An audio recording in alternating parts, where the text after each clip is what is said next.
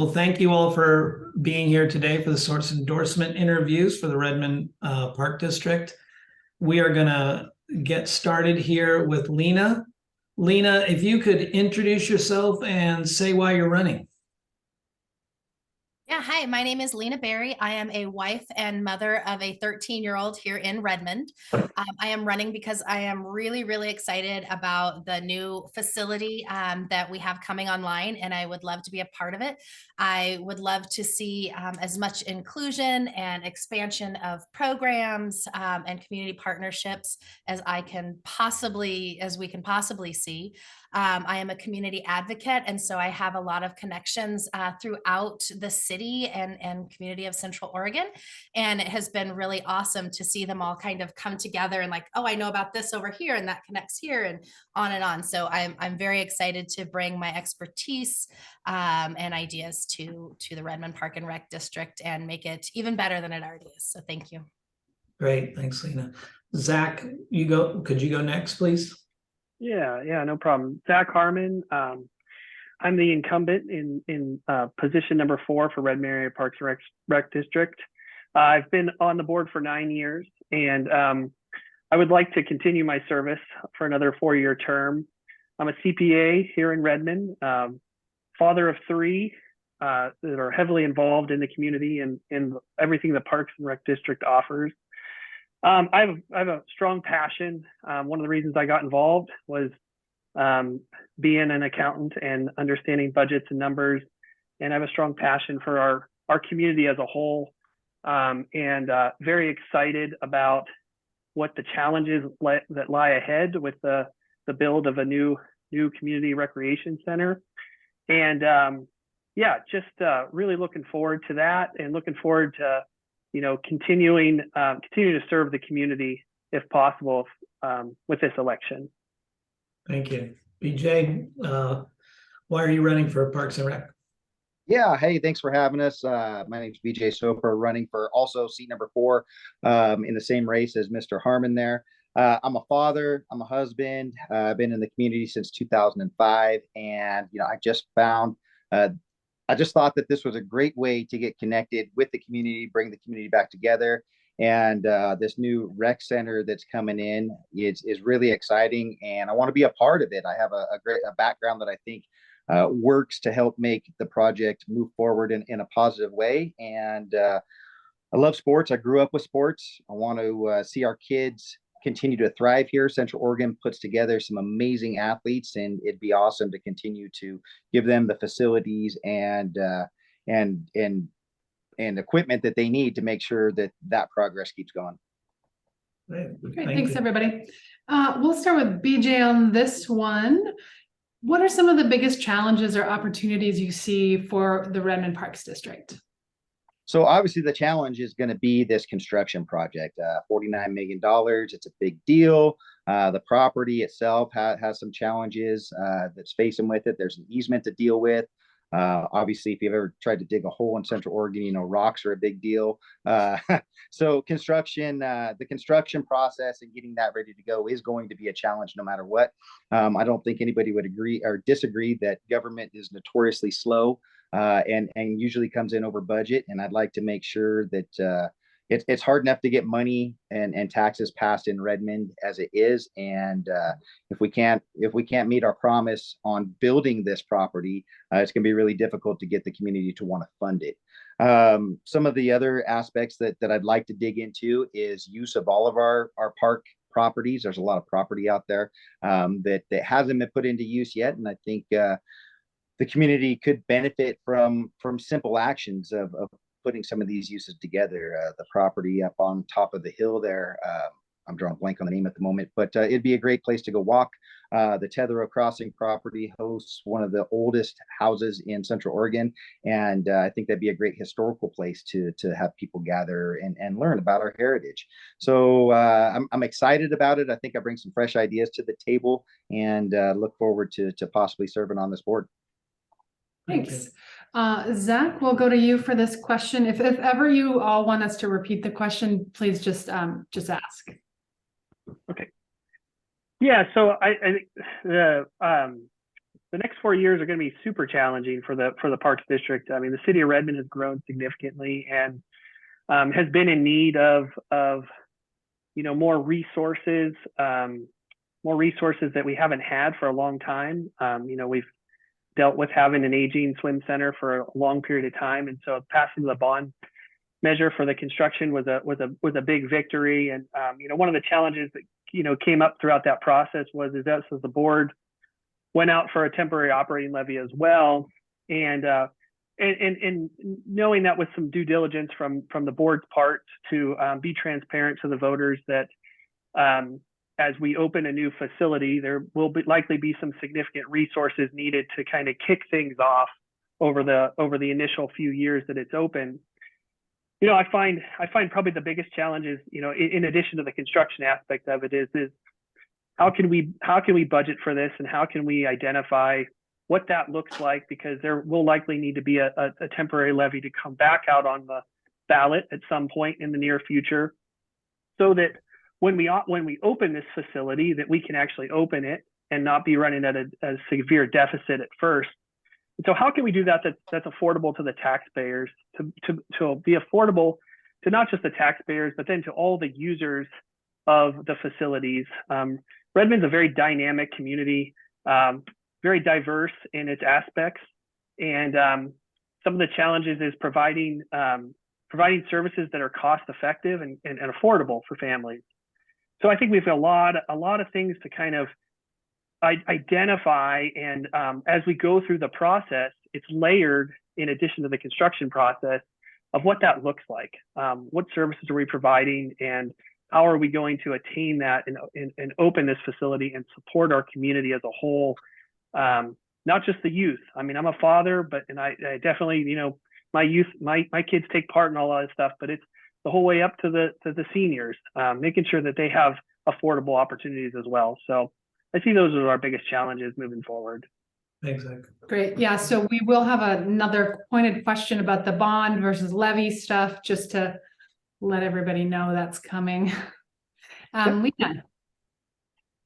So I think we have two big challenges facing us as we move ahead. The first is financing for the new building. We can partner with lots of local community benefit and health and wellness groups that are looking to build that in our community. So we've got Kiwanis, we've got Rotary, we've got Pacific Source and St. Charles and Mosaic Medical. And it oftentimes they take over one of the projects. So, we've got the bike pump track out on the outside of the building. We have the pickleball courts, walking trails, community gardens, and all of those things. Each piece gets handled, including playgrounds. I know Kiwanis is already talking about doing fundraising for that. And once we get each of those pieces handled, we then leverage that money into matching grant funds to bring in more money and to keep the costs as low as possible for our community. And I think once we show our interest in keeping the ask as low as possible, we'll get people on board. The community engagement piece is really big. We have to make spaces for everybody in the community. Like Zach was saying, youth sports, absolutely. And also we've got our senior sneakers program that allows insurance wellness benefits and flex funds to be used to pay for classes and activities. And I think we need to expand all of those programs so that we have little to no cost coming out of the pockets of our community members. And we need to expand on classes, things like intergenerational family classes where families can cook together, learn to swim together, go on adventure daycations in the area, things that will bring more people in and get people really excited about being involved in our APRD. A lot of people aren't really sure what it is or that we exist. So, that communication piece is really huge. Okay, Thank you. Zach, you're up for this one. Name a time you worked with someone who disagreed with you and how you established consensus. Yeah, so I mean, I see a lot of those challenges in my daily work as a CPA, and lots of times there's challenging positions that that we have to take on. I think probably one of the biggest ones would be when it comes to some aggressiveness in some positions over taxes in general. And one of the things that I'm extremely, one of my biggest things is education. And in my profession, general tax paying is a severely uneducated piece and topic within our society. And so I'm all about educating from the broad perspective of each point of view. And so I a lot of times I will outline the facts of each potential point of view and each potential outcome, and then work on the pros and the cons of each one, so that the decision making can be an educated decision. So I kind of align that with a lot of what we're doing here in Parks and Rec, is that there are a lot of dissenting opinions. The bond barely passed. And so there's a lot of challenges there to really satisfy a lot of the dissension that many community members may have, that this facility is going to be built. Great, thanks, Zach. Lena, you're next. Do you want me to repeat the question? No, I think I have it. Thank you. I think, as Zach said, the disagreement over the bond and the levy both passing is a big one. I think that the community in general wants to have all these amazing opportunities, spaces for kids, youth of all ages to have sports camps, for seniors to have opportunities to get out of isolation and come together, especially after the pandemic we've just experienced. And I think that it comes down to communication, understanding why people are hesitant, what is holding them back, and then figuring out how we can move forward. So in this instance, a lot of the negative things that I've heard about the building is that we don't want any more taxes. And when you get your tax bill and everything is lined up one after the other, it gets hard to say yes, right? So I think that comes with hearing people's concerns, listening to them, and then letting them know how we're going to move forward with that. Again, with all the community partnerships, with making our asks as low as possible and showing our commitment to finding those other payment opportunities and funding resources is how we will come forward and have this amazing community partnership and new building for us and move us into the future. Thanks. BJ, I'm going to repeat the question. Name a time you worked with someone you disagreed with and how you established consensus. Yeah, I got you. Being a property manager for almost a decade and owning a property management company, if you've ever rented from somebody, as a property manager, nobody's ever happy with you. The renter's never happy with you because the toilet doesn't work, or the landlord's not happy with you because maybe the tenant's late on rent. It's taking a step back and evaluating the situation, taking a breath and making sure that you're hearing and understanding where they're coming from. I think communication is key to this. Having the ability to recognize why somebody's upset and looking at it from a 30,000 foot view before reacting is a critical component. And it's a tough lesson learned as a business owner, as somebody that basically you're providing a service. That's no different with this situation here in Parks and Rec. We're providing a service to the community, so we really need to step back. We need to listen to what the community is saying, so that we can ensure we represent them accordingly. Right. Thank you. Thanks, everybody. Okay, so this one is kind of, we heard some ideas already about the bond versus levy. So apologies if it's a repeat, but we just want to be real clear about this. Redmond voters said yes to the new rec center in the November 22 election to the tune of 49 million, but no to the operating costs. What does this mean for the rec center, and what's your take on how to help run the facility once it's open? I think we start with Lena on this one, right? Mm-hmm. Yes. So again, communication is key. That number, the 49 million, included the amount that was estimated for the levy. And so I think had people recognized— No, it wasn't. It was Okay, not? sorry. No, it thank was you not. for correcting me. The 49 was the bond measure. Okay, so I am incorrect in that and stand corrected. Again, I think that people do not want to see things grow and grow and grow. I think the fact that the operations levy, they were concerned about having that come out of their taxes in the next 2 years while we build, whereas we don't need to fund the operation for the new building until it's actually up and running. So I think that was a big part of it as well. And so again, I think finding as much alternative sources as we can, expanding class size, the more participants that we have in a class, the less overhead RAPRD will have to make up the difference for. And again, expanding, getting the community excited about coming, participating, opening up more and more programs is how we will do that and get people excited about it and get it taken care of and keep the ask when we do make it as low as possible. Thank you. PJ, you're up. Gotcha. I think this is where we got to put our salesman's hats on. We got to get out to the community and we got to explain the situation. We got to, let them know what this facility is going to look like, the resources that are out there, and we just got to sell it to the community of how much of a benefit it's going to be. I've heard from a handful of people, mostly seniors. It's like, I don't have kids anymore. I don't have a dog in the fight. We don't use the rec center. We don't go swimming. But I'm still getting taxed for that. And that's a valid concern. That's a valid argument that they have.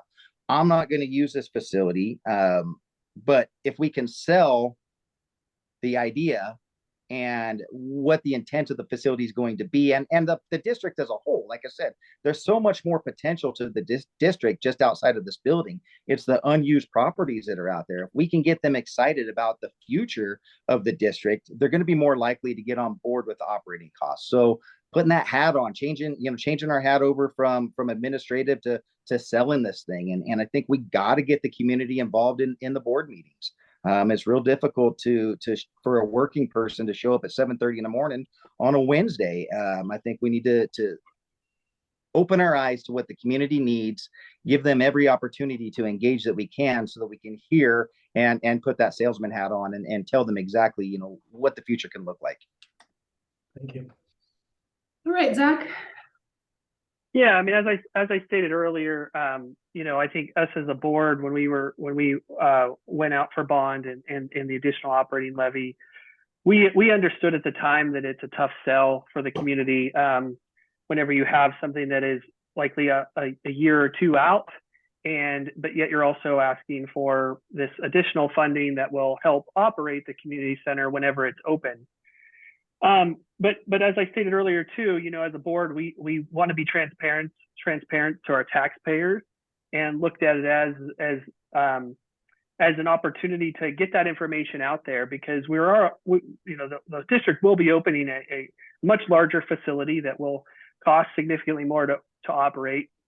And the Redmond Area Parks and Rec District works on a very tight budget. Our permanent tax rate is considerably low in comparison to other districts, and also we have a much larger community than we've had in the past as we've continued to grow. So the levy failing was disappointing, but also good feedback from the community, and allows the district to sit there and analyze to figure out how can we make this affordable for the taxpayers, and then the taxpayers and their families that end up being users of the facility.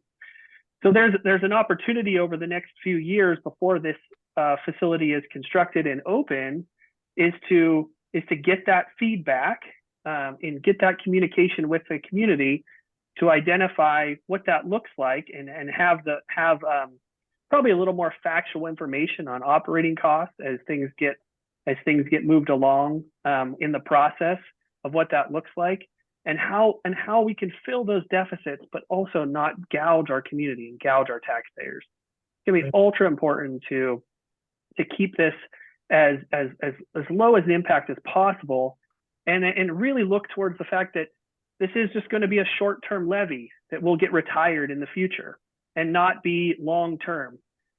5 years could give the district an opportunity to get its footing in the new facility and generate the surpluses to help deal with the higher cost to operate. And Thanks, so We've got a kind of another question that'll go with this too, so maybe that'll help you get Sure, a sure. little bit more time for what you want to say. BJ, you're first for this next question. Knowing that Redmond voters have only narrowly, if at all, supported bonds for public facilities in the recent years, how do you propose growing the offerings in the district to grow with the increase in the population size expected for your town? You know, that's a great question. I think Zach was hitting on it right there. We're going to have this brand new building, this brand new facility that it's going to be exciting and it's going to generate revenue. You know, the last thing that I want to do is go back and ask for more money. Whatever we can do to mitigate that is the goal. But on the flip side of that, with the growth comes added taxes that are coming in from the revenue, from the tax revenue. So I think until we see what that looks like, what those numbers look like going forward, and unfortunately, I haven't got that far in the budget or you know, as part of that, there's going to be a learning curve that comes into new members on this board. We got to hear from the people and what's gonna interest them, so that they're willing to pay that money, so that they're willing to say yes to that next levy. What's that going to be? Is it additional parks? Is it additional use of existing properties?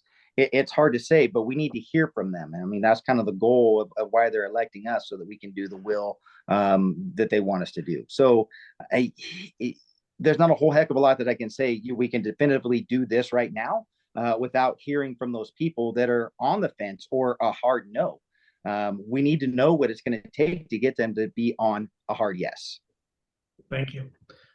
Zach? Can you repeat the question, please? You bet. Knowing that Redmond voters have only narrowly, if at all, supported bonds for public facilities in recent years, how do you propose growing the offerings in the district to grow with the population expected for your town? Yeah.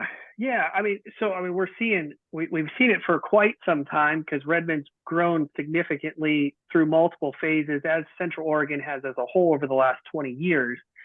And, you know, post-COVID, we've seen more wants for children, for families to want their children to be active in the community. And whether it's youth sports or swim lessons, we're seeing record numbers, and we've got this gigantic increase in demand, but we lack the supply.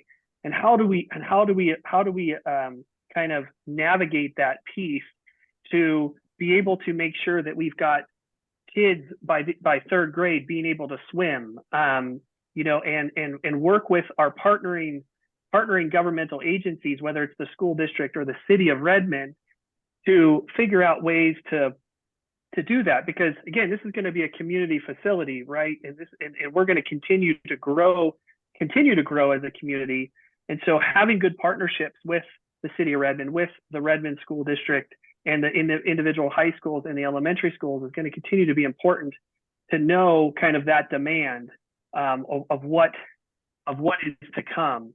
I think that there's probably a laundry list of new things that we could be doing as a district, and kind of keeping that open viewpoint of what does that potentially present, and what are the benefits that may provide to our community, and listening to them, and listening to the ever-changing times of, just as, like I said, as we come out of post-COVID and we're seeing more activities, more kids participating. And so I'm hopeful that, and I just think it's such an exciting time to kind of to open up that box of unlimited potential. And how do we support our city of Redmond and our district of Redmond Area Parks and Rec. Thanks, Zach. Lena, do you want me to repeat the question? I think I've got it. Thank you. I think that we do this by being more welcoming and more inclusive. So the Latinx population in Redmond is about 20% of our voters. That's pretty huge. And right now we try very much, but I found that just because you're trying doesn't actually translate to making those connections. So having language barriers brought down would be very helpful in making people feel included and welcome at places. We can connect with Central Oregon Disability Support Network. And we can get one-to-one supports, translators, childcare, things of that nature paid for, so we can actually increase jobs and have it paid for, not out of our budget, which is pretty huge. And then once we show that we want the whole community to be included, we have, art that shows all the different cultures that people feel comfortable with. We have signage in the multiple language, including visual and pictures for those who are nonverbal or who need that extra support. Intergenerational classes are huge because we have a lot of folks who don't necessarily speak English and they rely a lot on their kids to translate. And so having a space where the whole family feels comfortable will increase usage by demographics who maybe don't. And it will expand culture because then we have multiple families throughout Redmond, not just our Latinx population, but all of us coming together and building community and learning from each other in these awesome new spaces that we have. So I think that's the big way to do it, is to be welcoming and inclusive, and making sure as we're building this new facility that we're keeping all of our community in mind as we do it. Thank you. All righty. Okay, keeping track of who's going next. I believe it's Zach, or first on this one. Redmond has a lot more private food cart lots, places to gather that are privately owned these days, but there's still, this need for public space for events and community gatherings.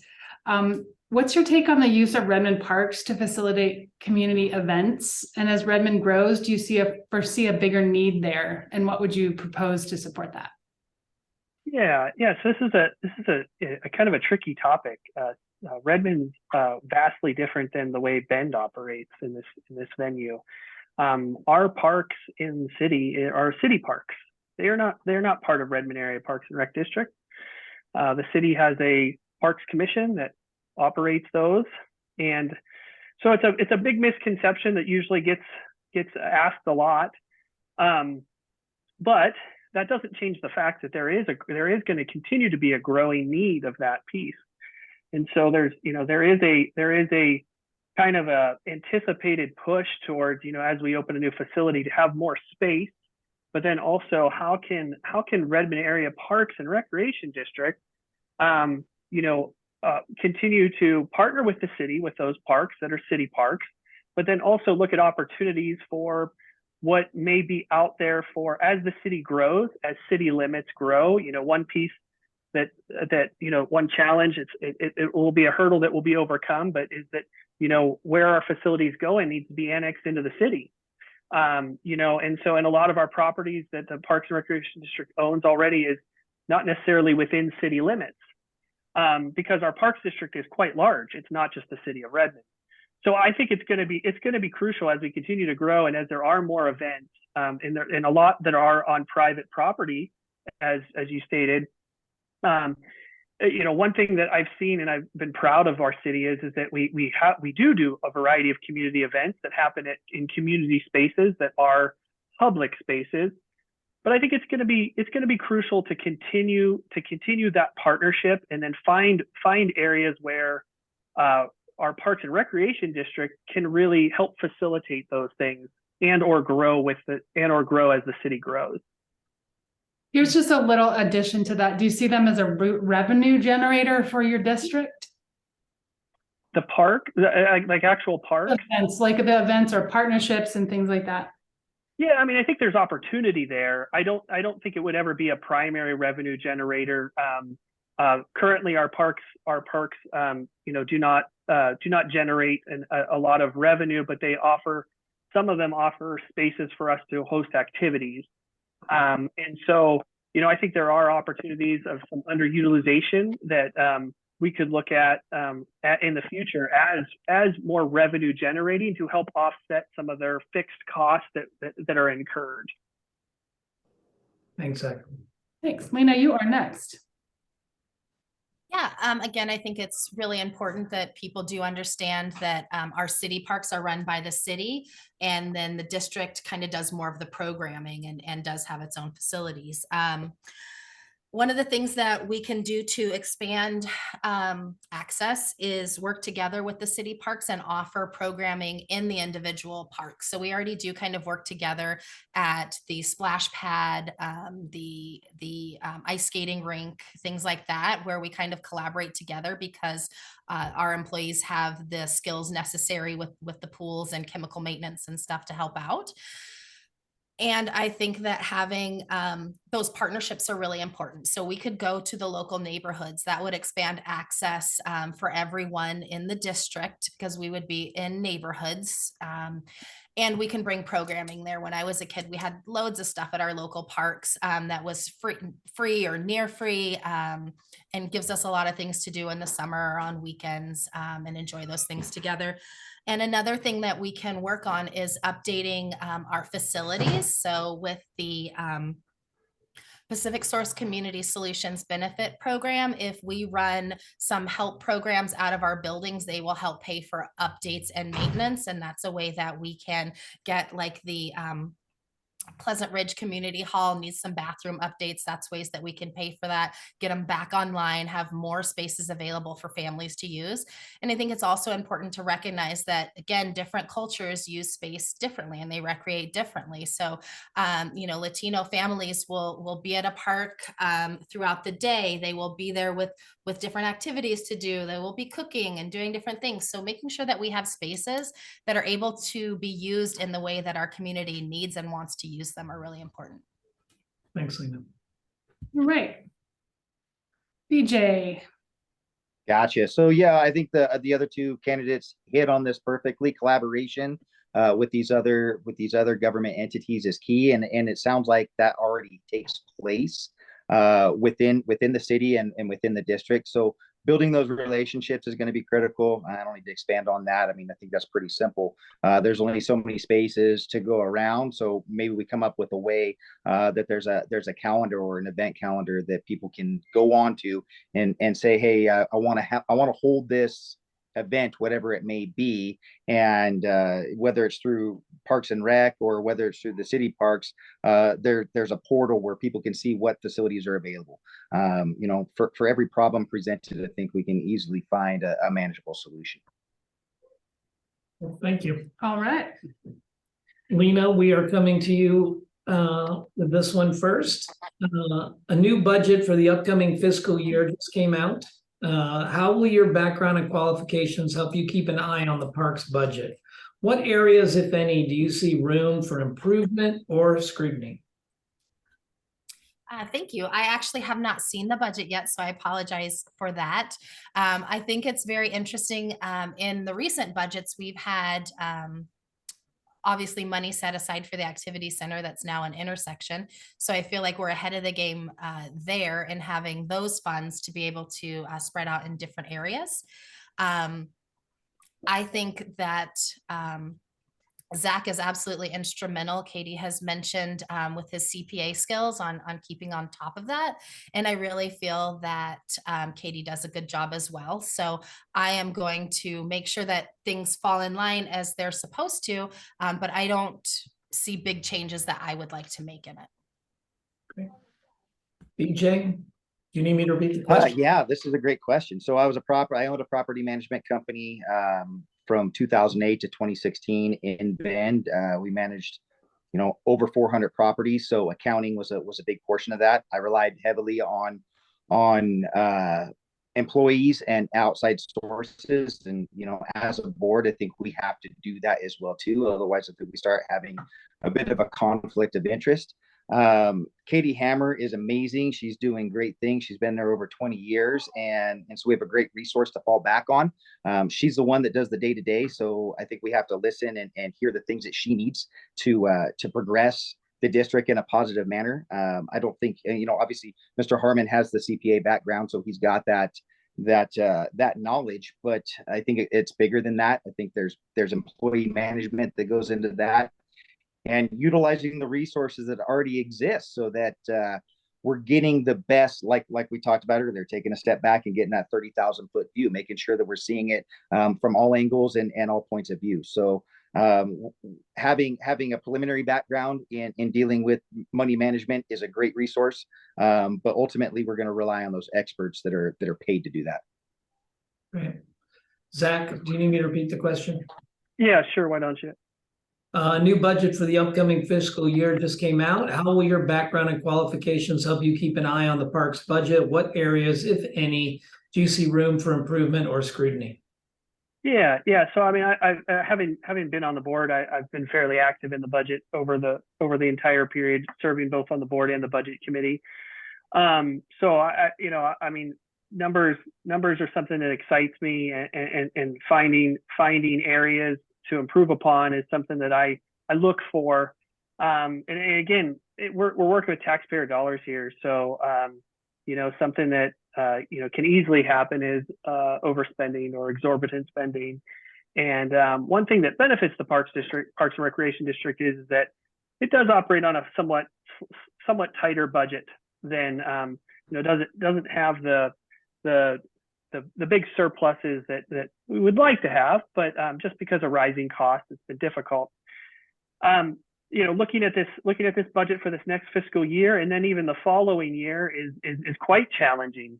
Trying to prepare for what's expected, but then also what's unexpected with the construction process, but also looking at solidifying employment and staffing in certain positions as the district move forward is super important. And then kind of looking at how can we deal with rising costs of employment. Yes, our property tax base has grown, but the costs have risen drastically. And so managing that is of utmost importance for the community, and finding ways to keep a close eye on that. One of the things that I like to do just in my general profession is trying to make sure that we look at those snapshots throughout the year as to where we are, how we're doing. Being a governmental agency with the Parks and Recreation District makes it a little more difficult when it comes to having to make budget appropriations and budget changes and so forth. So that inherently kind of allows for a close eye to be followed on it. Yeah, and I think the biggest area to scrutinize is what's to come. What are the foundations that need to be laid over the next 2-year period that are going to be incurred by the district to be prepared for, because the budget and operations is going to change. Maybe not so much the next fiscal year, a little bit because of the bond, but a lot the following fiscal year as the anticipation of opening the new facility. Thanks, Zach. Okay, this one's a little bit of a piggyback on that. So starting with BJ, personnel costs went up 12% in the current proposed budget for 23-24 due to increases in wages in order to retain staff. Do you agree with this increase? Well, it is what it is. Talking with Katie Hammer, her number one concern was staffing and retention at that point. Her issue is she's got high school kids coming in and wanting $18-19 an hour to go to work. And that's going to be a challenge. That's going to be a big deal. So one of my ideas is if we could take the budgets, and Katie's been great about making sure that all the programs have been coming in at or under budget. If we can take an at or under budget project and run it at a high level, maybe with the excess money that we saved in the program, we can give back to the employees in a bonus program. So that's one way that we could maintain without asking for more money, without having to deal with multiple increases going forward. Katie Hammer said that she's happy to be in her position, but a similar position opened up somewhere up along the Columbia River for the same size district that's paying that district manager almost $26,000 more per year. So Sorry about that. so it's important to make sure that the employees feel like they're a part of the team, that they're a part of the family, and that way if money becomes the number one issue, they have other things to fall back on. If they love their job, they're going to be more likely to possibly work for less if they know that there's a bonus that's out there if there's a bonus out there to be earned. So, I think we can get creative with how to, retain these employees, how to, offer up something for our young youth members to take a great job. Maybe it's a summer job or an after school job. I think we can get creative with ways to overcome that difference. Zach, you're up next on this one. Do you agree with the staff increase of 12% for personnel costs? I do. I voted on it yesterday, so I do agree with it. I think, yeah, I mean, to BJ's point, I mean, retention and keeping good staff is of utmost importance. The last thing the district wants to have is a bunch of turnover, especially leading into these next few years. And so finding ways to creatively retain staff with the rising increased cost is going to be difficult and a challenge. I think, the perspective we had on it through the budget process was that there's a lot of things coming, and where the Parks District and our employees, we need to start. We're trying to we're going to try to keep catching up, right, and catching up with the increasing costs and the increasing demand, because we don't want to lose good loyal staff due to wage issues. And so I think there's a wholehearted effort to looking at funding that better, while also having a conservative budget, as far as is still having some beginning surpluses to help carry the district through the first few months of the fiscal years until property tax dollars come in. So I think it was a very conservative approach to budget that larger increase. The district has benefited over the last few years with maybe coming in under budget a little bit on payroll, but some of that wasn't necessarily directly. It was very indirect, as far as maybe staff turnover occurred, or there was difficult hiring and filling positions. So giving the administration and the management of the Parks District the resources it needs to properly staff in preparation of a new facility is super important. And so that was kind of the position that I think we really stood upon in passing the budget with coming up to the upcoming budget hearing. Thank you. Lena, would you like a repeat? Sure. Okay. New budget came out. I'm sorry. Whoops, wrong one. Personnel costs went up 12% in the current proposed budget due to increases in wages in order to retain staff. Do you agree with this increase? I absolutely do. We have to remain competitive. If we want to expand programs and have a bigger facility, we need people to run it, and we want good people to run it. We want people who know what they're doing. We want people who have experience. One thing that I might suggest is that we start an intern program so that younger kids or young adults, anybody, I shouldn't judge there, but can come in, can get training. We can get some free staffing in that way by giving people experience learning, and we can train people up and help them to be the best that they can be at our facility and do things in the way that we would like to see done. And again, increasing class sizes and increasing class offerings, activities and things to participate in will bring in more revenue for the district and help us pay for this.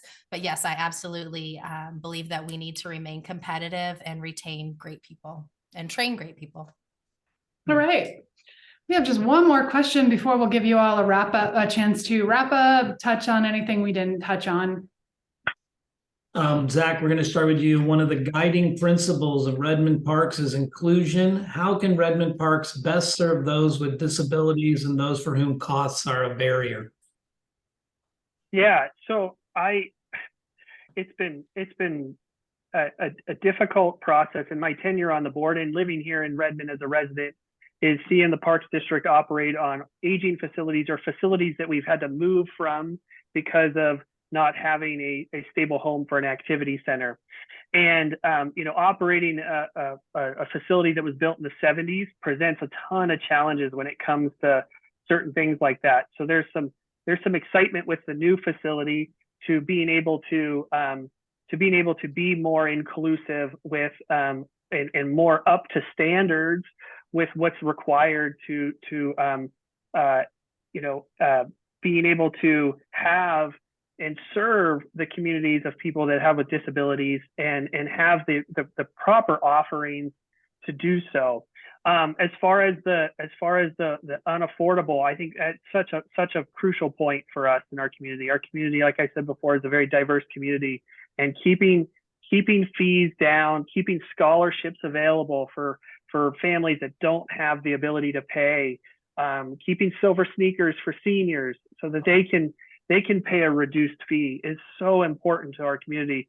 So I think it's something that the Parks and Rec District has always kind of strived upon, trying to do as much as they can with as little as possible, and to serve the community at a reduced rate, and so that everybody has an opportunity to participate, no matter what. And I fully stand and support that. Thanks, Zach. Lena, do you want me to repeat? Sure. One of the guiding principles of Redmond Parks is inclusion. How can Redmond Parks best serve those with disabilities and those for whom costs are a barrier?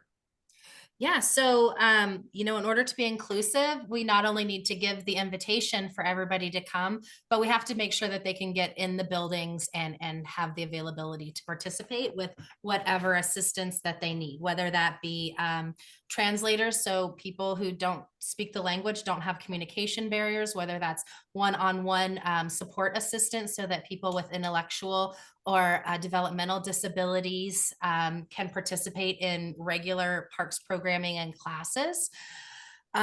These are all things that we can do and get funding for those supports. So I think it's really important that we go out and do that in speaking with people. I know I've said it again and again, but Central Oregon Disability Support Network and other nonprofits want to help us do these things. And so we partner with local programs that know how to get these funds, and we utilize them and we make them available for our community that needs them. Insurance, wellness benefits, and flex funds like the Silver Sneaker program. Everybody's got insurance. Most people have those flex funds.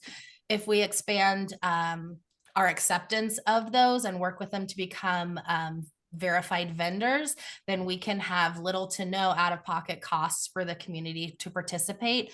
And this is, whether it's just the participation fees for the programs or also these one-to-one assistance. So I think we need to be really important, keep that as an important thing as we're going forward. And I also think we need to really focus on that with the new build in the building. We have to make sure that the building itself and the grounds are accessible, that people with walkers, wheelchairs, canes can get in the building, there's family bathrooms available with large changing tables. Again, with the supports in different languages, signage, art that shows the different cultures in the area. All of these things are things that we can do to include people and to make sure that everybody has a spot at the table and can come and join and participate. So I think it's really important that we focus on that going forward. Thank you, Lena. BJ? Yeah, I think we got a great opportunity here with a blank slate with this potential building coming up. And I'm going to fall back to what I've been saying all along is communication with the community members. Let's open these meetings up. Let's make sure they're being held at a time where people can come and engage so that we can hear the things that they want, the things that they want to see within this building. I think that's the best bet. There's no sense in just generalizing, what people want or what they may need. Let's hear from them. Let's give them the opportunity to hear exactly what they'd like to see in this new building. As far as paying it forward, covering costs, so on and so forth like that. This is a great opportunity to partner up with our local businesses that would like to sponsor an activity, and maybe they get a banner at the new community center or something like that in return for their sponsorship. I think there's a lot of ways that people love to pay it forward. They like to be able to help each other out. They want to make sure that people in their community have access to the activities and events that that are available to them. And again, I think we can get creative. I think we can reach out to the community and make this their home, make this their building, make this their district. Thanks. All right, everybody. So I think we achieved our goal to stay within an hour. But if you want to each give just a wrap up, bring up anything you didn't get to talk about in the previous questions for about 90 seconds. And we'll start with Lena. So one of my big things is that I believe that all people who live in the Redmond area Park and Recreation District should feel welcomed and be able to exercise, play, and have fun in the district. And I am very excited to help create a stellar new park and recreation activity center that offers more opportunities, safe intergenerational community spaces, and has an eye on the future so that we're competitive and provide for our growing community today as well as in the future. Thank you. Thanks. Lena. BJ. Great. I'm in the same boat. I'm excited for this. I think we got a great future in front of us. I think we got a great opportunity to bring people in, to bring the community members forward, to be a part of this next step. And, it's just a really exciting time to be in Redmond. Are there hurdles to overcome? Absolutely. I pride myself in being a problem solver, being somebody that can think things through and find creative solutions to those problems. And in a situation like this, it looks like that's going to be a critical component to getting this building built and funded to run. So looking forward to having that opportunity. And I appreciate you guys putting this platform on for us. Thank you. Zach. Yeah, I mean, this is Redmond it's a long time coming, and it is an exciting time. There is a lot of opportunities, and I'm passionate about being able to hopefully provide those and be a part of it in one way or another. I think that as our community and our district has dynamically grown and changed over the last 20 years, it is going to be a sight for sore eyes to have something like this in our community. And I think it'll be an amazing day when that opens up and all the kids and all the adults get a chance to operate and recreate there. There's a lot. Redmond is still has a lot of room to grow and a lot of things to do, and our Parks District, has a lot of catching up to do. And this is the first big step. And I think it's a great springboard to do it right, do it affordable for the taxpayers, find a way to fund it, and find a way to get that out to every taxpayer resident in our district that can come and benefit from what's going to be having to offer. So I appreciate you guys taking the time to have this put on this meeting, and look forward to what's next. Thank you. Well, I really want to just say from both Nicole and I that we really appreciate you guys putting yourself out there. Endorsement interview process and campaigning is not easy, and then the hard work of serving comes next. And kudos are off to all three of you. Thanks for doing this. Thank you guys.